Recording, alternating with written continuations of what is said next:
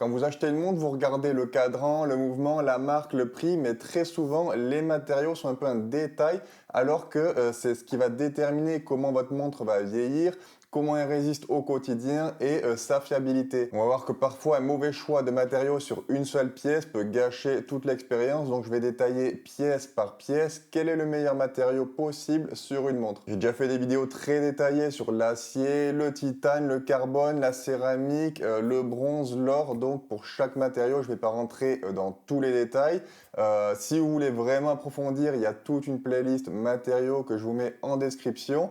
Mais là, je vais vous donner la synthèse avec les vrais défauts et qualités de chacun pour que vous puissiez faire votre propre combinaison idéale et qu'ensuite, eh bien, vous puissiez chercher une montre qui vous correspond au maximum. Alors, on commence évidemment par le boîtier, c'est la carrosserie de votre montre, c'est ce qui protège le mouvement et c'est aussi ce qu'on voit en premier, donc le choix du matériau ici, il est crucial. L'acier inoxydable 316L, c'est le standard absolu de l'industrie et honnêtement, c'est le choix le plus rationnel pour la majorité des gens. On est à environ 190 Vickers de dureté, donc c'est plutôt bien contre les rayures. C'est ductile, donc en cas de choc, ça se déforme, mais ça se casse pas. Et c'est facilement repolissable, c'est hypoallergénique et c'est pas cher à produire. En fait, son seul vrai défaut, c'est son poids, pour ceux qui n'aiment pas avoir quelque chose de trop lourd au poignet. Et il a cet aspect un peu froid au toucher, surtout en hiver. Par contre, ben, esthétiquement, il a un éclat blanc et brillant que le titane n'aura jamais. Le titane grade 5, c'est sûrement le meilleur compromis technique aujourd'hui. On est à 350-400 Vickers, donc au-dessus de l'acier. Ça veut dire qu'il est 2 fois plus dur, donc il va se rayer beaucoup moins. C'est aussi 40 à 45% plus léger. C'est biocompatible, donc zéro allergie, et il a cette propriété thermique qui fait qu'il est moins froid sur la peau. Par contre, son défaut principal, c'est qu'il est plus compliqué à polir et à entretenir. La teinte est plus grise et plus terne que l'acier. Une chose à laquelle il faut faire attention, c'est le grade 2 qui est beaucoup plus mou que l'acier et se raye très facilement. Renseignez-vous bien avant d'acheter une montre en titane pour savoir si c'est du grade 2 ou du grade 5. De mon expérience, moi, je vous déconseille le grade 2. La céramique, c'est l'arme anti-rayure ultime avec 1200 à 1400 Vickers de dureté. Rien de ce que vous croisez au quotidien ne peut la rayer. C'est inaltérable aux UV, hypoallergénique, plus léger que l'acier. Par contre, c'est un matériau qui est plutôt fragile au sens mécanique. Il passe de l'état intact à casser en plusieurs morceaux, vraiment sans prévenir après un choc. Si votre montre en céramique tombe par terre, ben, il vous reste plus qu'à prier et si elle casse, il faudra faire un remplacement complet du boîtier, ça se répare pas. Et pour certaines marques, on parle de plusieurs milliers d'euros à chaque fois. Le carbone, c'est très léger et c'est beau, mais la résine qui tient les fibres se raye très facilement. C'est irréparable quand c'est abîmé. Les cordes sont souvent des points de faiblesse majeurs. Elles peuvent se casser juste en changeant de bracelet. Et la résine est sensible aux UV. C'est un bon matériau technologique, mais c'est pas fait pour durer dans le temps comme un acier ou un titane. Le bronze, c'est le choix de l'émotion, on va dire. Il développe une patine unique en fonction de votre environnement, votre transpiration, votre mode de vie. C'est chimiquement une corrosion contrôlée qui sert de protection aux matériaux. Par contre, ça peut tacher les poignets et les chemises. C'est 10% plus lourd que l'acier et techniquement c'est inférieur sur presque tous les critères objectifs. Pour moi, c'est la montre du week-end, mais pas la daily que vous allez porter tous les jours. On va passer au verre maintenant et il n'y a que 3 choix réalistes. Le plexiglas ou verre acrylique ou ésalite, c'est du plastique en gros. C'est ce qu'on retrouve sur la Moonwatch professionnelle d'Omega. C'est celle qui est allée sur la Lune par exemple. Son avantage, c'est qu'il est très léger, pas cher du tout et surtout, il se casse pas. Il est plastiquement déformable, donc il absorbe super bien les chocs. D'ailleurs, c'est pour ça que la NASA l'a choisi pour aller dans l'espace en cas de choc ou de dépressurisation. Un saphir peut éclater en morceaux coupants qui flotteraient alors partout dans la capsule en apesanteur, alors que le plexiglas, ben, il va simplement se fissurer, peut-être se cabosser, mais en tout cas, il va rester en un seul morceau. Le gros défaut, évidemment, c'est que ça se raye très facilement. Par contre, et c'est une info qu'on oublie toujours, ben, les rayures sur plexiglas, elles se rattrapent très facilement avec un peu de polywash. C'est une pâte à polir qui coûte 5 euros. Et en 2 minutes, vos rayures peuvent disparaître si vous faites ça bien. Le verre minéral, c'est du verre classique, comme une vitre de maison, mais trempé pour être plus dur. C'est mieux que le plexiglas contre les rayures, c'est pas cher et ça donne un rendu visuel correct. C'est un peu un compromis entre le plexiglas et le saphir. Il peut se casser et contrairement au saphir, il n'est pas assez dur pour résister aux rayures du quotidien. On le retrouve sur les montres d'entrée de gamme en général. Le saphir synthétique, c'est la star absolue, c'est le deuxième matériau le plus dur après le diamant. Concrètement, dans la vie de tous les jours, quasi rien peut rayer votre verre saphir, sauf peut-être du sable, parce que le sable, ça contient du quartz, qui est un minéral très dur. Et là, oui, il y a peut-être des risques de micro-rayures, mais il faut vraiment le vouloir. Bon, après, ça m'est déjà arrivé de rayer des verres saphir. La dernière fois, c'était en tapant très fort contre une paroi rocheuse, mais dans ces cas-là, n'importe quel matériau aurait une petite trace dessus. Aujourd'hui, c'est le standard sur toutes les montres sérieuses au-dessus de 300 ou 400 euros. On peut aussi lui appliquer un traitement anti-reflet pour améliorer la lisibilité. Mais il faut absolument qu'il soit à l'intérieur et uniquement à l'intérieur, puisqu'il y a des marques qui font soi-disant un super double traitement anti-reflet, et en fait ils appliquent un anti-reflet sur les deux faces du verre, donc à l'intérieur et à l'extérieur. Et ça, ben, il faut absolument éviter, puisque le traitement il se raye très facilement, contrairement au saphir. Et en plus, ça se voit quand c'est rayé. Donc le traitement anti-reflet, il faut absolument qu'il soit uniquement à l'intérieur. En fait, le seul défaut du saphir, c'est qu'il est cassant au choc. Si votre montre tombe sur un angle et que le verre tape en premier, il pourrait éclater, mais c'est pas non plus si fragile que ça. Après, ça dépend aussi de l'épaisseur du saphir, évidemment. Mais honnêtement, pour 99% des utilisations, le saphir, c'est le choix évident. D'ailleurs, sur des milliers de montres qu'on a vendues avec Bébé Gear, on n'a aucun client qui a cassé le verre saphir de sa montre, à notre connaissance en tout cas. Donc, c'est plutôt bon signe, sachant qu'elles accompagnent beaucoup de militaires et des gros aventuriers qui font un peu n'importe quoi avec leur montre. Et là, on arrive à un sujet qui me tient particulièrement à cœur, puisque c'est la partie qui touche votre peau en permanence. C'est ce qui détermine plus de 50% du confort de port et pourtant c'est souvent le point faible des montres.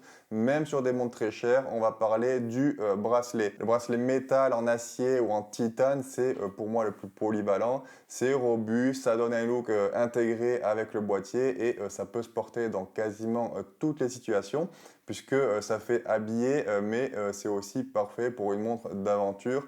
Le seul défaut, en fait, c'est que c'est lourd et que ça peut être moins confortable en fonction du modèle que vous choisissez. Chez Braxen, on a une grosse gamme de bracelets acier. Ils sont garantis à vie. C'est des maillons pleins. Les maillons sont aussi vissés, donc faciles à ajuster, et les boucles sont usinées et massives. C'est pas de la tôle emboutie. Si vous êtes fâché avec les bracelets acier, que ça vous semble trop rigide ou inconfortable, pour moi, vous devez absolument tester les Jubilés, puisque avec leurs 5 maillons, ils sont ultra articulés et super fluides. Ils épousent parfaitement la courbe de votre poignet et ça va avec la plupart des montres, les Tool Watch, mais aussi des montres plus classe. Je pense vraiment que c'est le style de bracelet qui peut vous réconcilier avec les bracelets métal si vous aimez pas trop ça de base. Sinon, vous avez aussi les bracelets métal à maille milanais. Ça ressemble à de l'acier tissé en fait. C'est un peu un compromis entre le tissu et le métal. En plus, c'est des bracelets qui sont universels, donc ça va avec toutes les montres. Pour l'instant, on n'a que du 20 et 22 mm, mais on va ajouter d'autres tailles puisque à peine on les a mis sur la boutique. Vous avez été plein à commander, donc on a déjà prévu d'en faire aussi en 18 mm. Et si vous voulez d'autres tailles, il suffit de nous le dire. Et si je vois qu'il y a de la demande sur du 19 ou 21 mm par exemple, on les fera, il n'y a pas de problème. Nous, on essaye de faire le maximum pour vous proposer exactement ce que vous voulez. Et apparemment, ça vous plaît, puisqu'on a des super avis sur Trustpilot. D'ailleurs, merci à ceux qui prennent le temps de mettre des avis. Ça nous aide énormément. Bon voilà, donc en matériaux pour le bracelet, on a aussi le rubber ou caoutchouc. C'est l'idéal pour le sport et quand il fait très chaud. C'est léger, étanche, confortable, même en transpirant. Et ça sèche en quelques secondes. Par contre, le caoutchouc bas de gamme, ça se dégrade vite. Ça peut jaunir, durcir, se fragiliser avec les UV et la sueur. C'est pour ça que moi, je vous conseille d'investir dans un bon rubber. C'est aussi ce qu'on fait avec Braxen. Nos bracelets rubber sont tous en FKM. C'est un fluoro-élastomère qui résiste beaucoup mieux aux UV qu'un caoutchouc basique. Il résiste aussi beaucoup mieux à la chaleur et aux produits chimiques. Et même niveau confort, c'est ce qu'il y a de mieux. C'est assez élastique pour que ça soit confortable, mais pas trop pour pas que ça soit fragile. C'est vraiment le parfait entre deux et ça vieillit pas. Il reste reste comme neuf très très longtemps. Ensuite, on a le cuir, c'est le bracelet habillé par excellence. Rien n'a le même rendu qu'un beau bracelet cuir quand c'est bien fait. C'est chaud, c'est souple, ça se patine avec le temps, mais le problème c'est que le cuir il déteste l'eau. Donc l'eau de mer, la transpiration, la pluie, tout ça, ça va dégrader le cuir, le faire sentir mauvais et le désagréger. Il faut vraiment le voir comme un bracelet de ville pour le bureau ou les sorties, pas pour le sport ni la plage. Et moi personnellement, je ne le recommande pas en été à cause justement de la transpiration. Ça devient beaucoup moins confortable et en plus ça l'abîme. Pour finir sur les bracelets, on a aussi le nylon. En général, c'est des NATO, mais pas que. C'est le bracelet baroudeur, militaire, décontracté. C'est ultra léger, c'est pas cher et ça apporte une sécurité supplémentaire puisque le bracelet passe sous la montre. Donc si une des deux barrettes casse, la montre reste accrochée au poignet au lieu de tomber par terre comme elle ferait avec un autre bracelet. Le défaut, c'est qu'en général, ça fait pas très habillé. Ça peut absorber les odeurs de transpiration avec le temps et ça rajoute de l'épaisseur sous la montre. Donc forcément, ça rehausse le boîtier sur le poignet. Mais en tout cas, c'est le plus économique. On peut en acheter plein de plusieurs couleurs différentes. Vous pouvez les échanger avec d'autres montres. Ça change complètement le style en fonction des couleurs et ça peut vous aider à ne pas vous lasser d'une montre puisque ça c'est un problème que j'ai personnellement, je me lasse assez vite de certaines montres et le fait de changer les bracelets de temps en temps, ça me redonne envie de les porter en général. Maintenant on passe à l'arrière de la montre, le fond de boîtier. En gros il y a deux catégories, fond plein ou fond transparent. Le fond transparent en saphir c'est magnifique, ça permet de voir le mouvement, les finitions, le rotor et c'est évidemment un argument de vente énorme pour les marques qui soignent la décoration de leur calibre. Par contre, techniquement, le saphir est un moins bon matériau pour faire un fond de boîte qu'un fond métallique. Il est plus fragile au choc et surtout, ça rajoute un point d'entrée pour l'eau puisque forcément, on a un joint entre le verre et le métal et les joints, ça vieillit, ça s'abîme avec certains produits.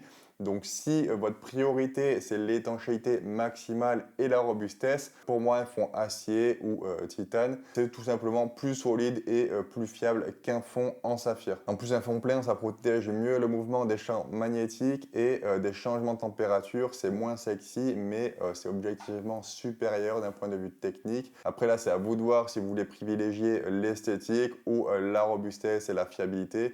Évidemment, plus le mouvement sera travaillé, plus ça vaut le coup d'avoir un fond transparent.